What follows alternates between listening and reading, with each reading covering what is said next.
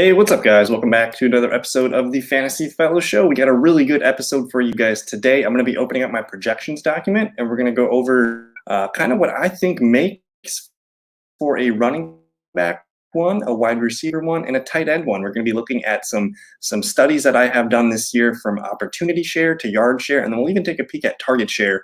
But these indicators are very, directly correlated to where a player finishes in PPR. So we're going to hop into a screen share here. If you guys are new to the fellowship, you guys should check out the website. This is one of the articles that I have in the draft kit. This is the 2020 opportunity report for running backs.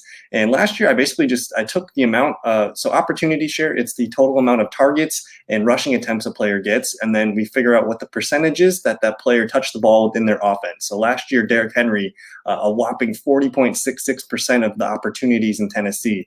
And then as you can see on the far right side here, that's where these players finished in terms of running backs in PPR. So what was cool is we found out 10 of the top running backs in opportunity share last year finished as top 12 running backs. So this is a really strong indicator. We also have another stat that we're going to look at, and that's called yard share. But for now, what I'm going to do is we're going to take roughly the top 12 running backs here in opportunity share here. I have this tab that I'm going to filter right now, and then let's just kind of read that. So I got Christian McCaffrey, Derrick Henry, Dalvin Cook, Joe Mixon up here at number 4, Saquon Barkley, Najee Harris, Ezekiel Elliott, Jonathan Taylor, Josh Jacobs, Nick Chubb, David Montgomery, and Alvin Kamara. So what I'm going to do for now is I'm going to highlight all those guys in green. Again, these are the top 12 players in opportunity share. I did have another thing here. So basically 10 out of 12 last year, and the worst one finished as a RB15. So it feels pretty strongly here that if you draft one of these running backs, as long as they stay healthy, there's a really good chance of one of these guys, all of them finishing as top 12, top 15 running backs. And then I did have some other things that I noted here, but with the carries, one extra game this season, I don't really know if the carries make so much sense to look at, but the opportunity shares, those percentages shouldn't change that much. So what I found here is last year, from just looking at the top 12 guys in opportunity share percentage, it ranges to 25% all the way up to 40.66. And then there's really nothing close to 25. So if we just go back in here, let me look at the percentages here. I only have a few more guys with 25% opportunity shares, and that's this group of Aaron Jones, Antonio Gibson, Austin Eckler, Clyde Edwards, J.K. Dobbins, and Mike Davis. So we'll check on these guys in a sec. First, I want to go back to the draft kit, and then we're going to check out what I call the yard share study. And yard share is a really strong indicator of where a fantasy player finishes as well. So you're taking the total amount of yards a player gets, and then you're going to divide that by the total number of yards that his offense gets. So last year, Derrick Henry accounted for roughly 33% of his team's yards and finished his PPR number 3. You look at the numbers again here on the right, the top 12 running backs in yard share, and that ranges from about 33% all the way down to about 19. All 12 of these guys in yard share, they finished as top 14 backs. So this is a very sticky stat. The more yards you get, the higher you're going to finish in PPR rankings. It's not so much about the receptions, but sometimes it's more about the touches and the yards that we care about. So again, if we kind of take the top 12 guys in yard share, let's go ahead and filter this one out. And I have the yard share filter right here. Let's see who else sticks out. So Aaron Jones is the one guy that's not listed in green. So we still have all the 12 guys that we just labeled in green here, but we're going to highlight Aaron Jones as a guy that should be highly used in the yardage department. And then Antonio Gibson is another guy here. We're going to highlight him in green. So now we have a list of 14 running backs, and it's interesting to note here the range of yard share percentages from 33 down to about 19. Let me see where the 19 cutoff is. So because it is right here, so we end up having a list of about 19 guys worthy on this yard share column. So far, we're finding a good group of players here. We have 14 guys that could finish as running back ones. But what we're going to do here is we're going to go back, and I have one more metric to check, and let's go check out our target share study. And this is really going to help us filter out some running backs here. So last year, again, target share is just the total amount of targets a player gets within his offense. So Alvin Kamara last year, 20.5%.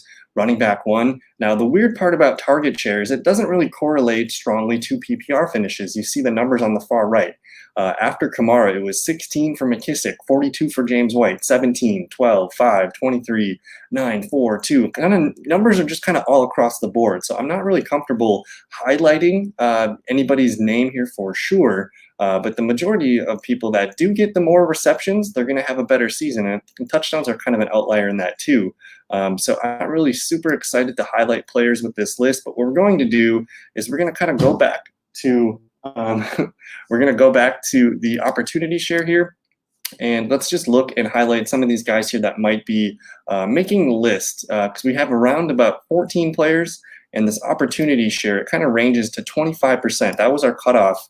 If I go back to that article, we found that last year, anybody above 25% had a really strong chance of finishing as a running back 1. So I'm going to go ahead and highlight Austin Eckler, Clyde Edwards-Helaire, J.K. Dobbins, and Mike Davis. Now, I'm not really high on Mike Davis. I just think as long as he's healthy, he's going to get a lot of touches.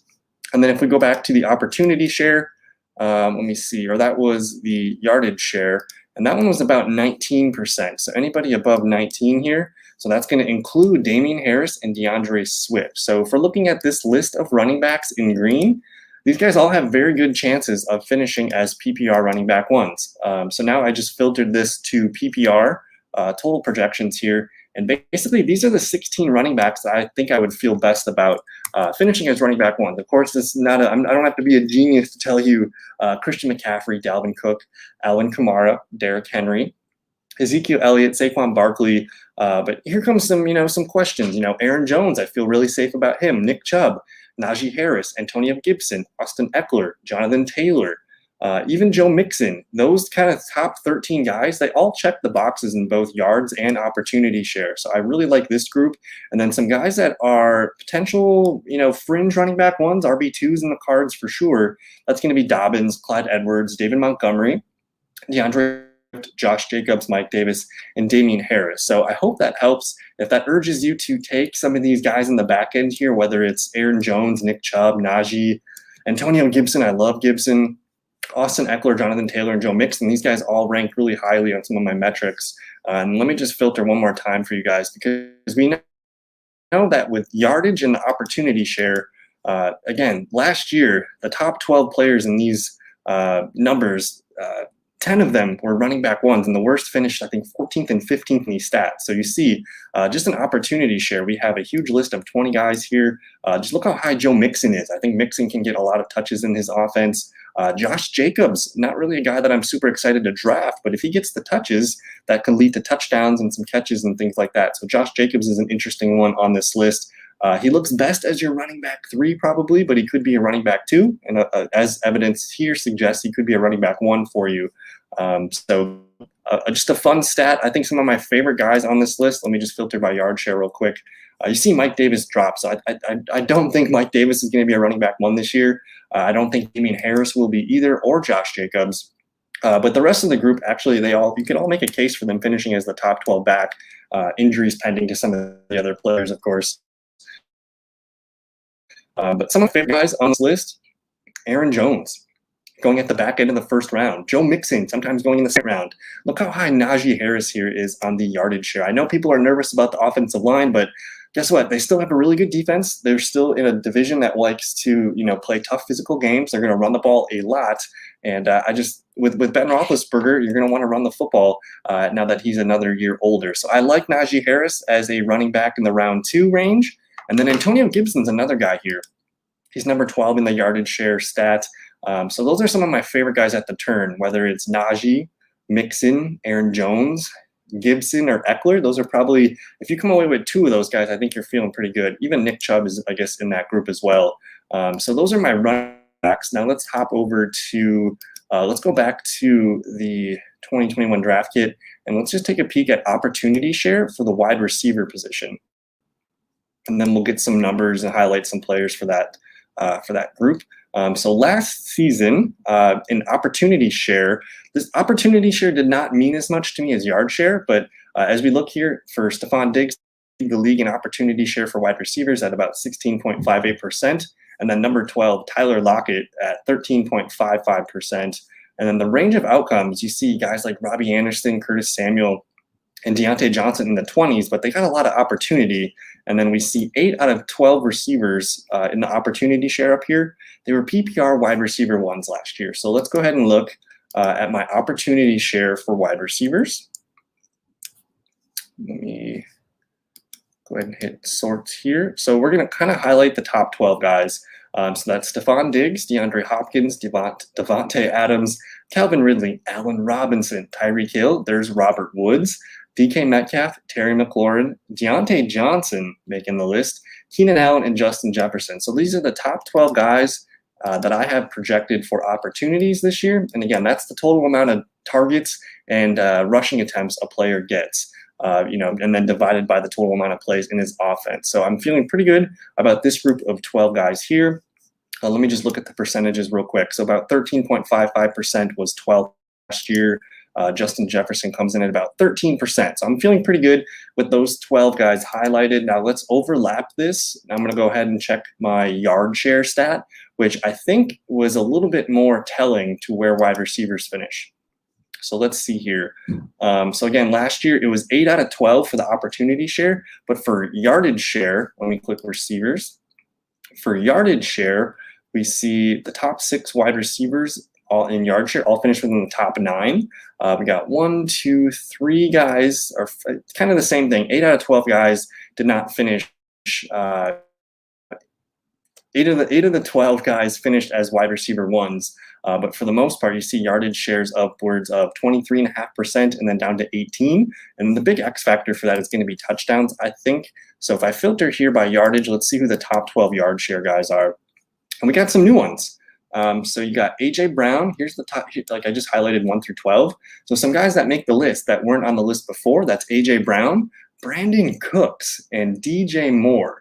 So I feel pretty good about AJ Brown being a top 12 receiver. I'm going to highlight him.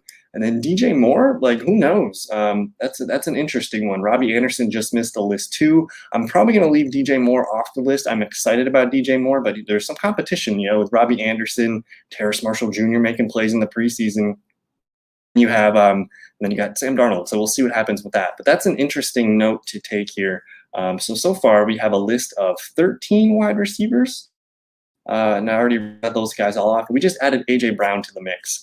So that's kind of fun with that stats. And then I just want to make sure, because last year with yardage share, you did find some other guys finish as top 12 wide receivers, but really touchdowns are going to make touchdowns and receptions are going to be a huge indicator for wide receiver success.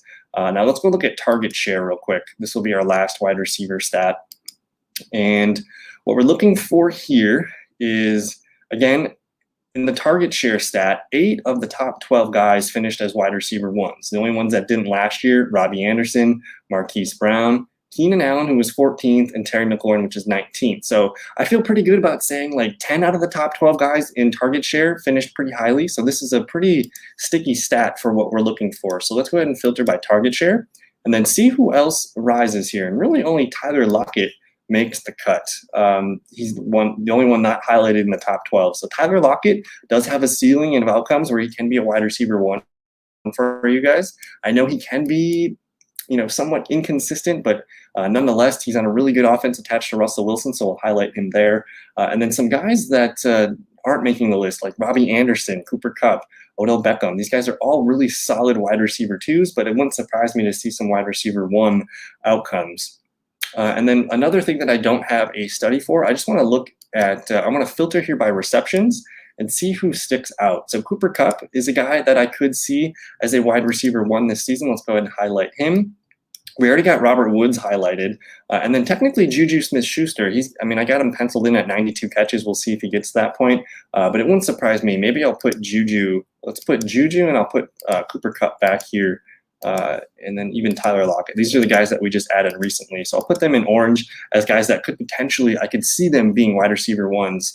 And then the other one we're going to do is let's filter by yards, because I think the total amount of yards is very interesting. And that's where, this is why I did this, because list of receivers right here: Amari Cooper, Chris Godwin, CeeDee Lamb, and Mike Evans. That's 2 Bucks and 2 Cowboys.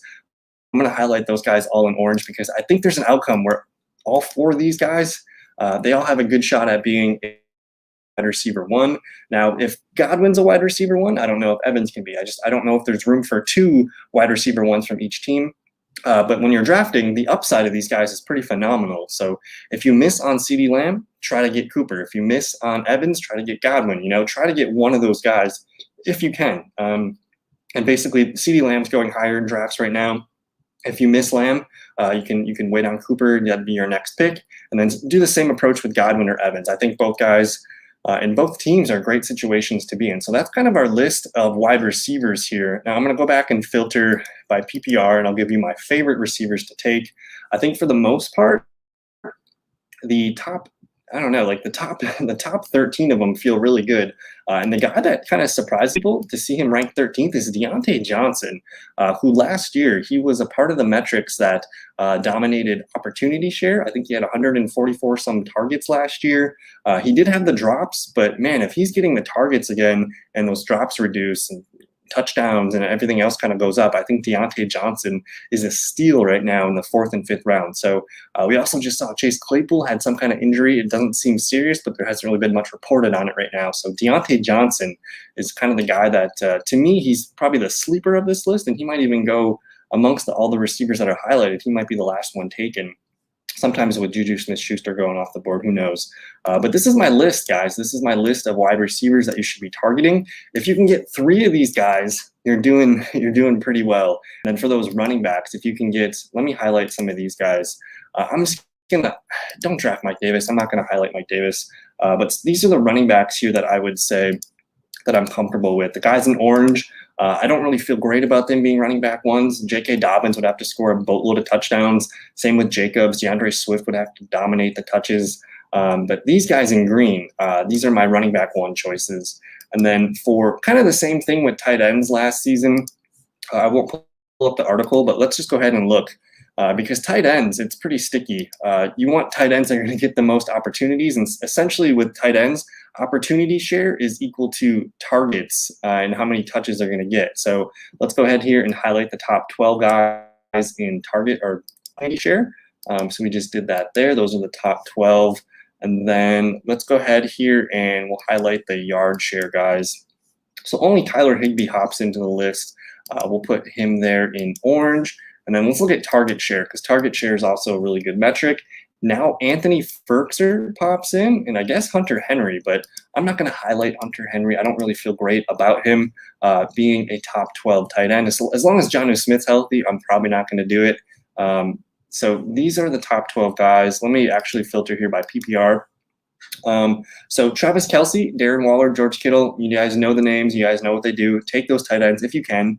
But Kyle Pitts and TJ Hawkinson, they made the list both twice. Mark Andrews, Noah Fant, Logan Thomas, those are probably the next best 5 tight ends that you can take. I really like Noah Fant and Logan Thomas. I think they're kind of cheap in that 8th, 9th round range. And then you get the orange guys, Tyler Higbee, Anthony Ferkser. And for some reason, these guys, Robert Tonyan Jr. and Irv Smith, they missed my filters of target share and opportunity share, and I can tell you why. Because Minnesota is a lower volume passing offense. It's a more run-heavy team, so Irv Smith's not going to trip up those wires of opportunity and yard share. So we're just gonna filter Irv Smith as orange, and then same with Robert Tonyan, who had not a lot of targets last year, but knows he scored 10, 11 touchdowns. He's going to basically kind of be the same player he was last year. I just expect touchdowns to come down by a few percentage points. So I'm going to go ahead and highlight him orange. And then some of these guys down here are sleepers. Dallas Goedert, Mike Gesicki, Jonnu Smith, Evan Ingram. I actually prefer the group of orange guys over these bottom green players. So if I had to bet, I'm going to bet that this is likely the top 12 tight ends. We can, argue about order and things like that, but I do feel really good about Kelce, Waller, Kittle, Pitts. Don't sleep on Kyle Pitts. I think he's going to have a fun rookie season. But TJ Hawkinson with Jared Goff, I think he could be really good as a reliable target for Jared Goff. But Mark Andrews, Noah Fant, Logan Thomas, those guys are kind of all in a tier for me as being volatile with the touchdowns. Maybe week to week they kind of disappoint you, but they can have a big game at any moment. And then Tyler Higbee, Robert Tonyan, Irv Smith, Anthony Ferkser. If you miss on any of these guys in the green, I think you could legit just grab 2 of these orange guys and you have yourself a really nice tight end duo. You can play the matchups, whatnot. But I'm kind of nervous about these other guys, Dallas Goedert, Mike Gesicki, Jonnu Smith. Evan Ingram, I'm not interested in the Giants. some sleepers here: Jared Cook, Blake Jarwin, Zach Ertz. I'm interested in that little group of tight ends too. So that's pretty much it, though. I hope this helps. This yard share stat, it is available on the fantasyfellowship.com under our draft kit. Really interesting stuff once you start to look at it. And I kind of break it down. I type up some news and some notes of action based on what I see from last year's results. So I can't wait to work on this article for next year with all the data we collect this season. But that's going to do it for this video. If you guys are new to the channel and you guys like what I put out today, you should definitely subscribe. Go check out thefantasyfellowship.com. Like the channel, leave me a comment. That helps the channel grow. And we're so close. We're so close to the football season. My head's crooked. And I don't know. I just appreciate you guys listening. Thanks for hanging out. We'll see you in the next video. Peace.